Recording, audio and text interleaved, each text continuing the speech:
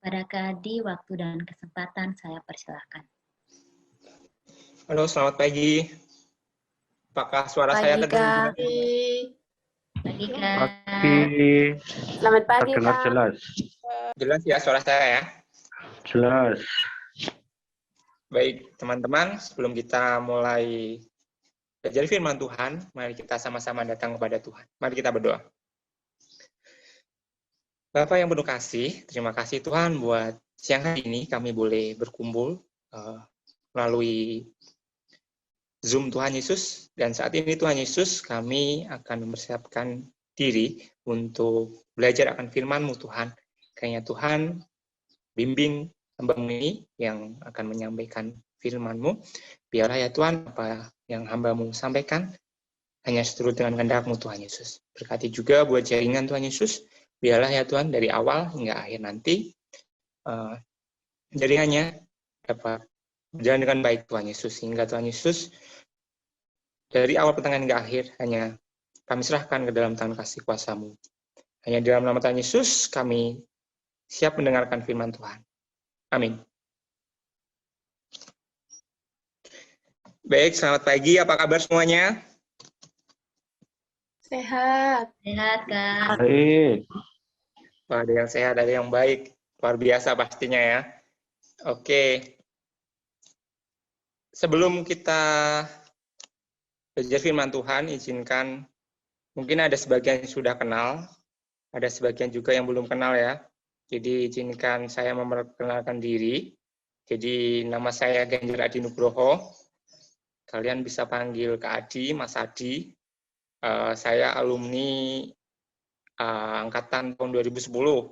Dulu saya ambil Fakultas FBS. Sebenarnya Setiba, tapi udah diganti sekarang jadi FBS. Jadi ijazah Kak Adi waktu itu FBS. Kemudian saat ini Kak Adi pekerjaannya petani. Sebenarnya kakak kerja di kapal, jadi pelaut, tapi karena lagi pandemi, nggak ada penumpang, jadi saat ini Kak Adi jadi petani. Ya, saat ini kita masuk ke tema kita ya pagi hari ini. Temanya sangat berat nih. Hasrat, melawan atau menikmatinya. Nah, tanda tanya ya. Oke, untuk mengawali firman saat ini, kita mau sama-sama buka di 2 Samuel. Next. 2 Samuel 11, ayat yang kedua sampai yang keempat. Saya minta tolong Dik Devi untuk membacakan ayat ini. 2 Samuel 11, ayat 2 sampai yang keempat.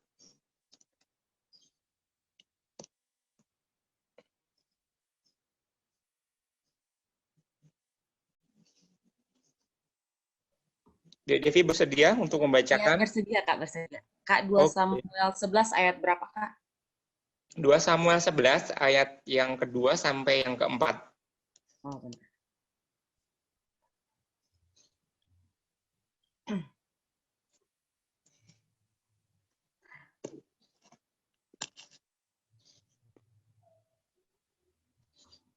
Dua Samuel 11 ayat 2 sampai dengan ayatnya yang keempat. Betul. Sekali peristiwa pada waktu petang, ketika Daud bangun dari tempat pembaringannya, lalu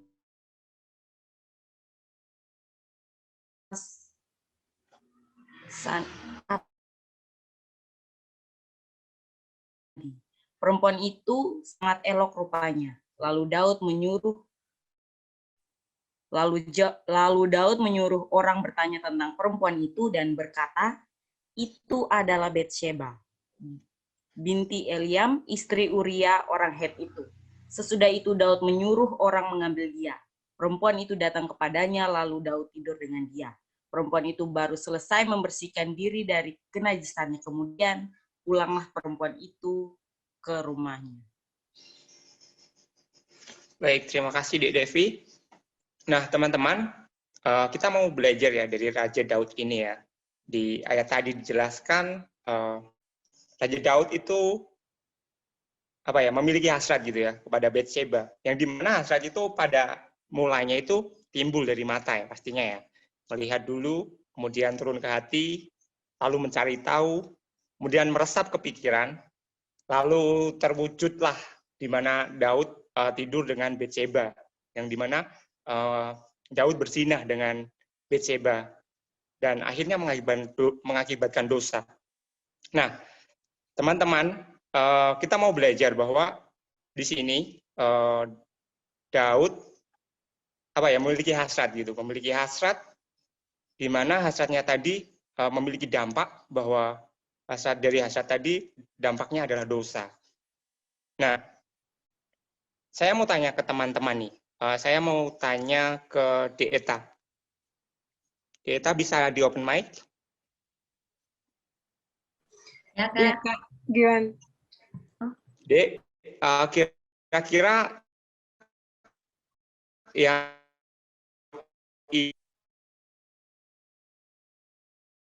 ini atau Dieta dan rasanya apa? Kak, bisa diulang soalnya suaranya putus-putus, Kak. Iya, Dek, saya ulang lagi ya. Menurut Dieta, setelah kita perikop tadi ya, di 2 Samuel tadi ya, kira-kira dari bacaan tersebut, Daud itu memiliki hasrat yang positif atau negatif, dan bisa diberikan alasannya. Gimana, jelas?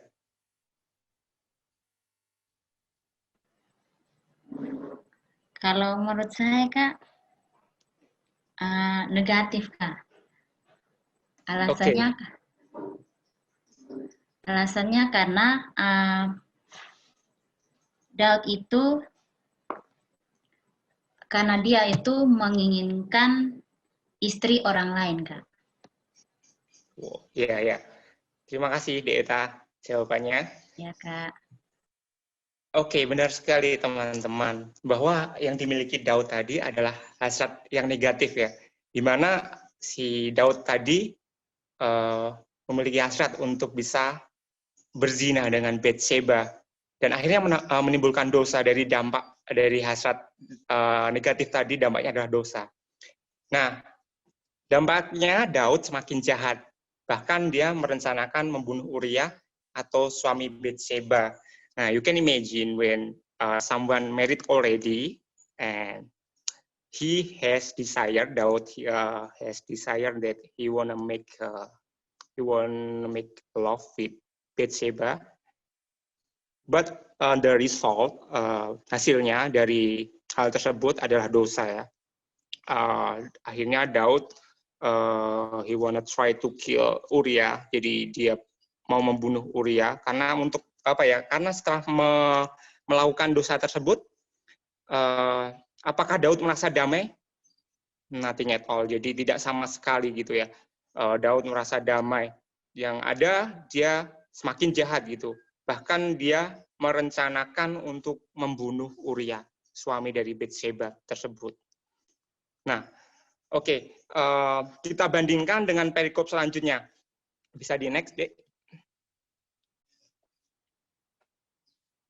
Nah, kita bandingkan dengan cerita Daud yang lainnya yang ada di 2 Samuel 24 ayat yang ke-25.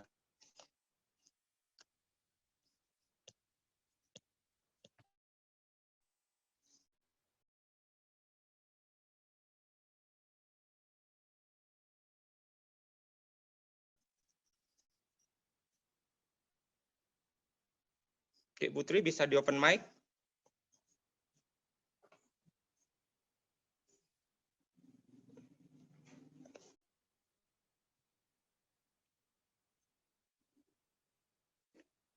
Halo, apakah Dek Putri mendengar suara saya? Oh, saya, Kak. Ya, bisa, Ya. Kak, bisa.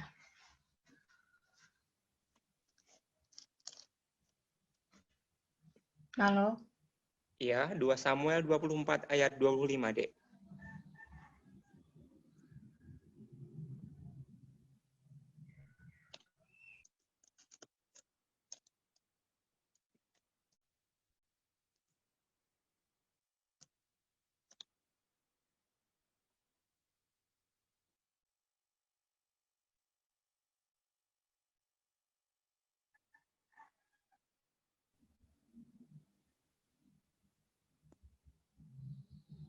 sudah ketemu, Dek Putri?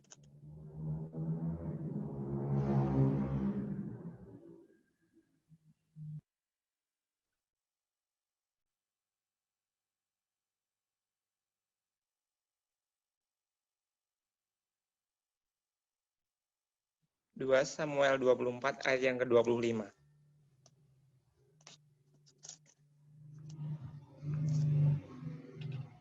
Dua Samuel 24 ayat 25. Lalu Daud mendirikan di sana mezbah bagi Tuhan dan mempersembahkan korban bakaran dan korban keselamatan.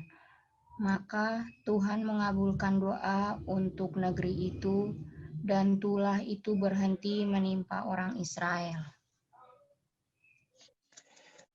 Nah, di situ Dek Putri bisa jelaskan, itu termasuk hasrat yang positif atau negatif menurut Dek Putri? Kalau menurut saya ini hasrat positif. Alasannya apa, Dek? Karena di sini kalau dilihat hasrat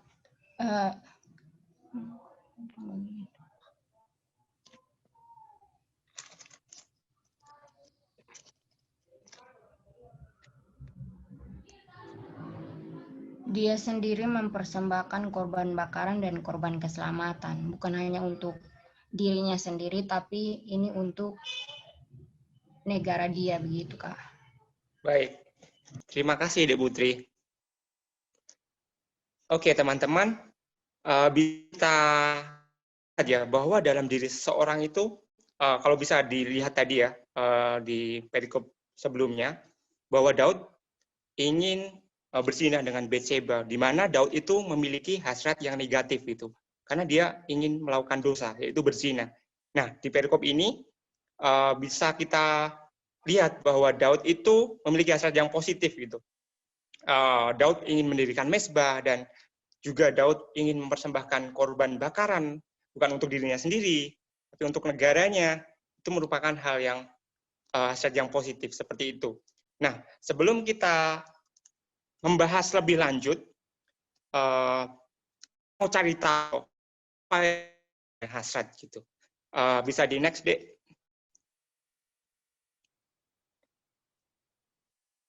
Sebelumnya. Oke. Nah, apa tuh sebenarnya ya? Kita mau cari tahu, kita mau gali dulu apa tuh sebenarnya hasrat itu ya. Saya mau tanya ke Mas Kris. Mas Kris, bisa di open mic?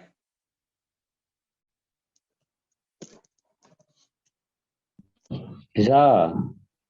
Mas, menurut Mas Kris, hasrat itu artinya apa sih? Kalau menurutku hasrat itu keinginan yang sangat besar, sangat mendalam, terus dikejar. Kamu berupaya banget untuk bisa mencapainya. Baik, Begitu. terima kasih Mas Kris.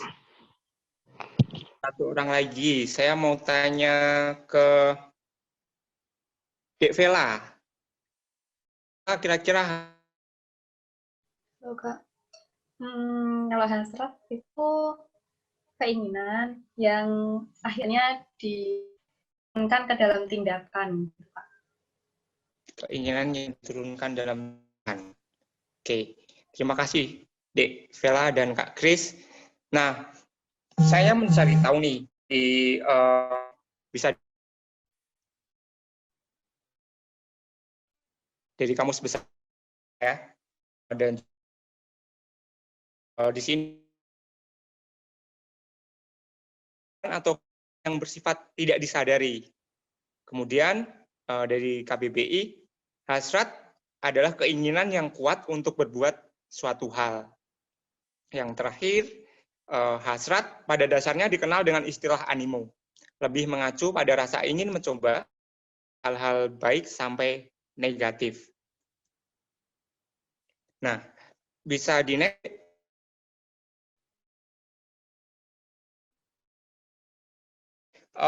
Belajar dari kisah jelaskan bahwa setiap manusia memiliki hasrat, akan merasakan kepuasan tersendiri. Kita tahu Daud tadi memiliki dua hasrat gitu ya, di mana yang pertama itu hasrat mau berzina dengan Batsheba, dan akhirnya Daud berbuat dosa dan dia juga ingin berencana membunuh si Uria gitu, suaminya Batsheba. Kemudian di perikop yang kedua tadi bahwa Daud memiliki hasrat yang positif, ingin mendidik gitu, bukan untuknya.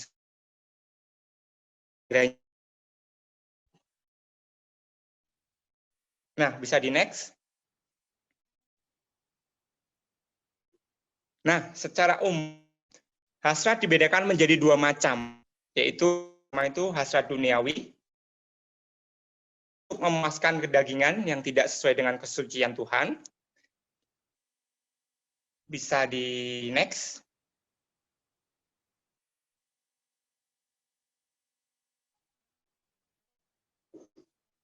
Contohnya nih, meliputi makan, minum, dan seks, serta kebencian, atau sikap tidak mengasihi.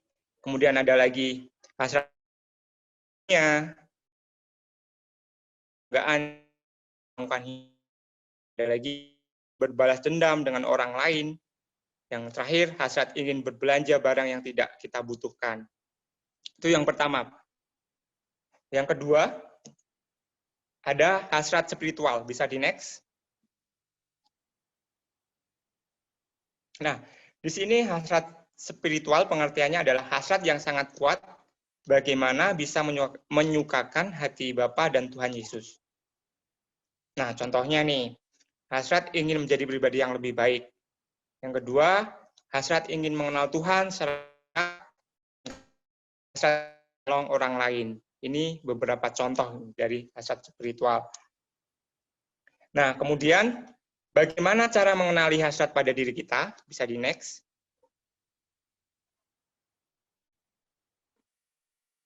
Nah, boleh kita ketahui bahwa hasrat itu paling sering timbul dari apa yang dilihat oleh mata gitu ya. Bisa kita bilang waktu kita melihat sesuatu nih, misalnya kita ke mall nih, kita lihat barang-barang yang bagus mungkin, atau sekarang kan kayak aplikasi online gitu, kita lihat di online shop, mungkin kita lihat barang-barang yang bagus dan diskon yang tinggi, tiba-tiba kita tergoda dengan barang tersebut. Itu merupakan apa ya, tanda-tanda kalau itu merupakan hasrat ya.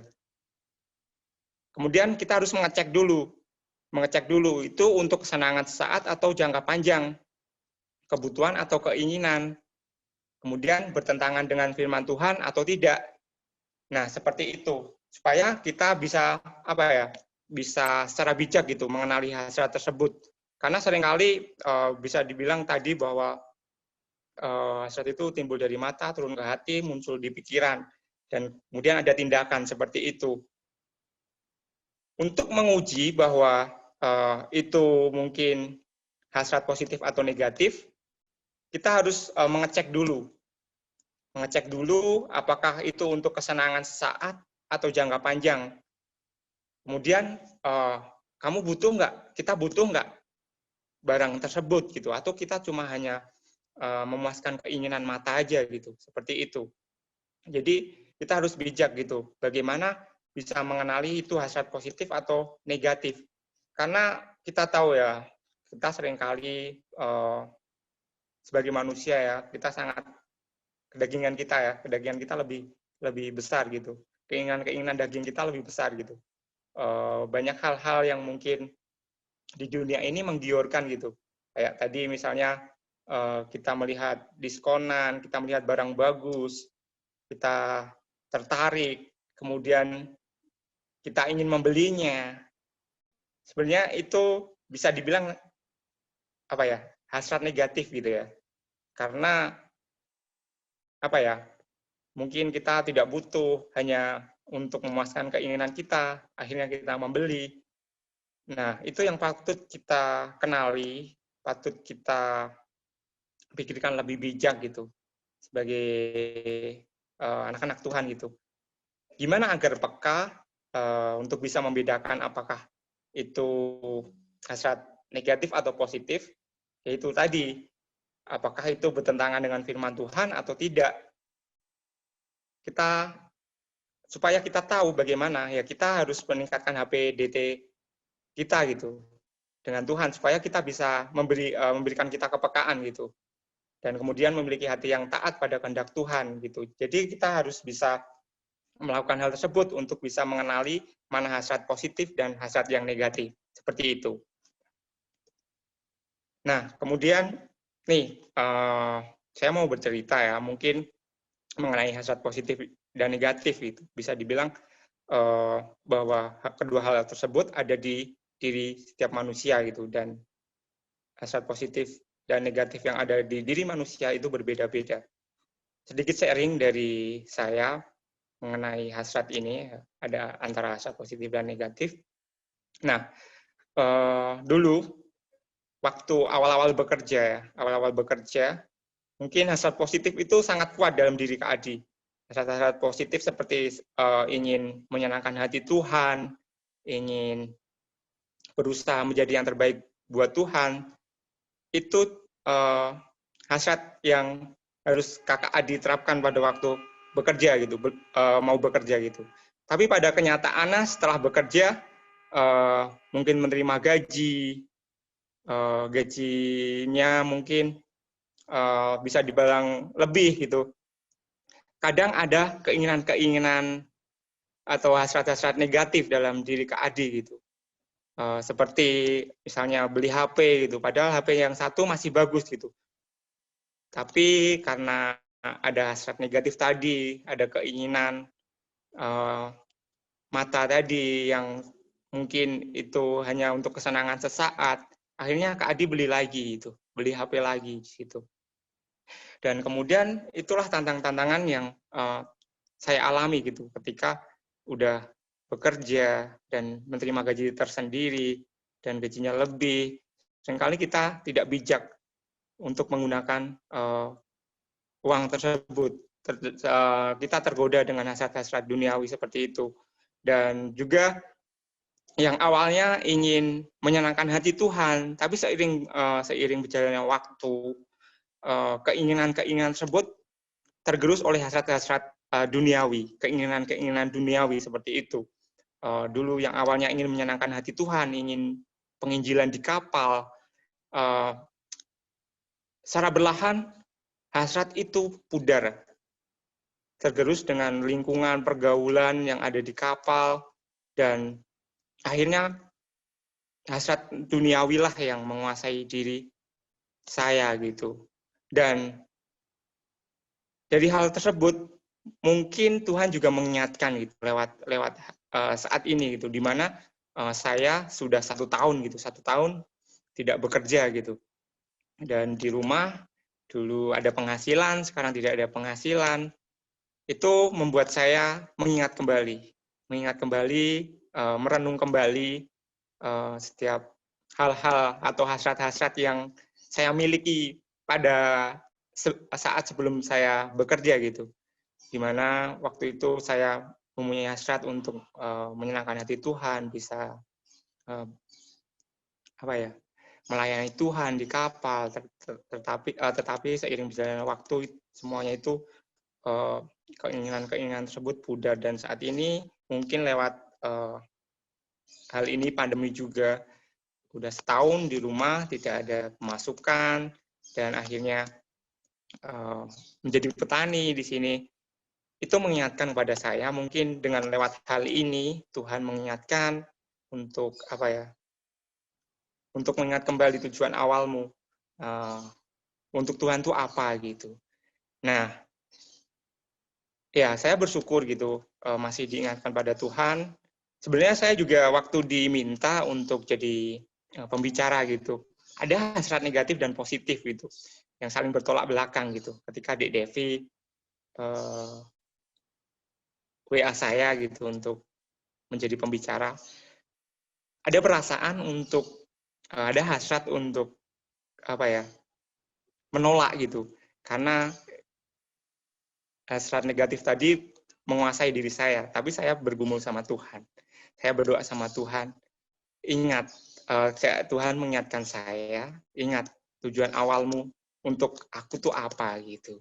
Sebenarnya saya udah berada di zona nyaman gitu. Ketika disuruh untuk jadi pembicara, nanti saya harus nyari bahan, terus nyari bikin slideshow dan lain sebagainya. Itu kayak ada perlawanan gitu. Hasrat negatif tuh kayak ada di diri saya gitu.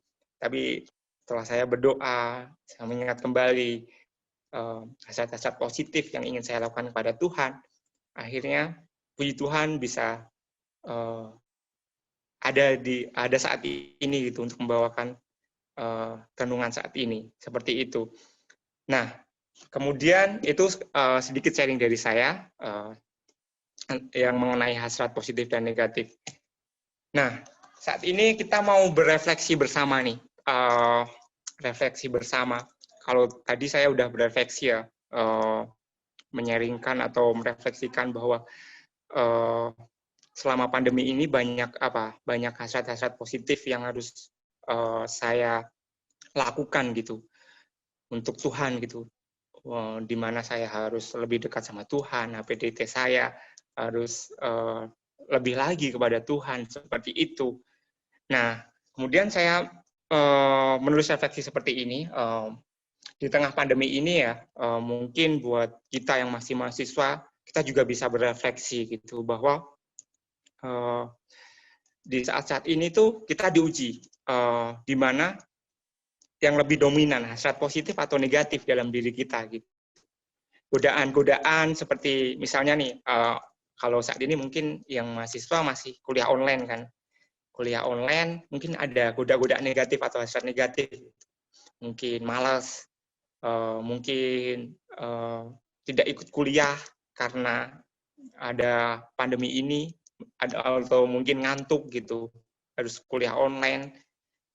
Dan kemudian ada juga mungkin godaan untuk malas-malasan di kos gitu, mungkin nonton film drakor dan lain sebagainya. Mungkin ada juga menonton film-film pornografi dan lain sebagainya. Itu adalah godaan-godaan yang hasrat negatif yang kita alami, atau bisa dibilang godaan yang terjadi pada saat pandemi seperti ini gitu, di mana kita tidak ada aktivitas di luar, mungkin kita di kos, mungkin bosan, dan akhirnya bermalas-malasan, dan akhirnya berbuat dosa, menonton pornografi dan lain sebagainya. Itu adalah hal-hal yang harus kita hindari sebagai anak Tuhan. Lewat pandemi ini kita semakin dimurnikan.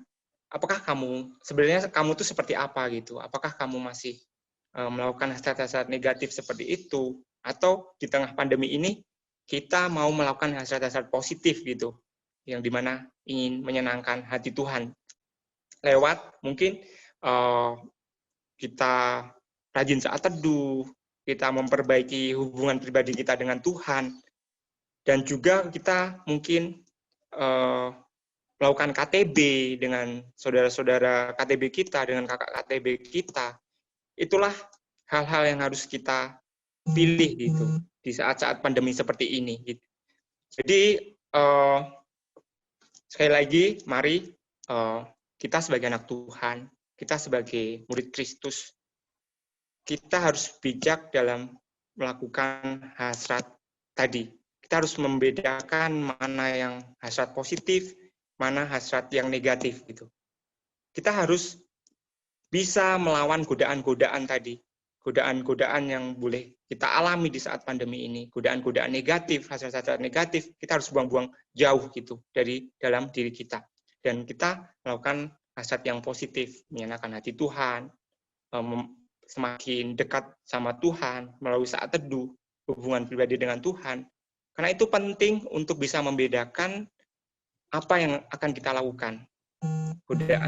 Godaan tersebut akan bisa kita atasi kalau kita bisa melawan godaan tersebut, kita bisa atasi kalau kita rajin saat teduh dan rajin KTB juga itu penting karena saling menguatkan, sehingga dalam KTB kita saling menguatkan satu sama lain sehingga kita bisa mengatasi godaan duniawi, hasrat-hasrat negatif seperti yang kita sebutkan tadi. Jadi seperti itu teman-teman yang terkasih.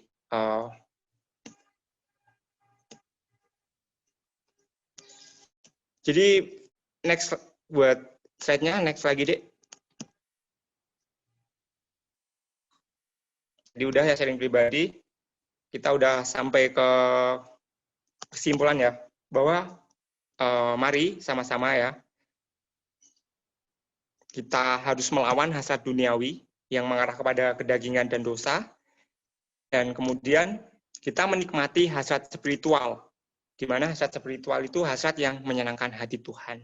Jadi kesimpulannya terjawab sudah, hasrat melawan atau menikmatinya. Jadi kita harus lawan hasrat-hasrat duniawi dan kita harus nikmati hasrat spiritual, yaitu hasrat yang menyenangkan hati Tuhan. Demikian yang bisa saya sampaikan. Dan kemudian terakhir saya tutup dengan ayat nih, ayat dari Roma 12 ayat 2. Yang demikian, janganlah kamu menjadi serupa dengan dunia ini, tetapi berubahlah oleh pembaruan budimu, sehingga kamu dapat membedakan manakah kehendak Allah, apa yang baik, yang berkenan kepada Allah, dan yang sempurna. Demikian yang bisa saya sampaikan. Saya serahkan lagi ke Deeta. Tapi sebelum kita serahkan, kita mau sama-sama tutup di dalam doa. Mari kita berdoa.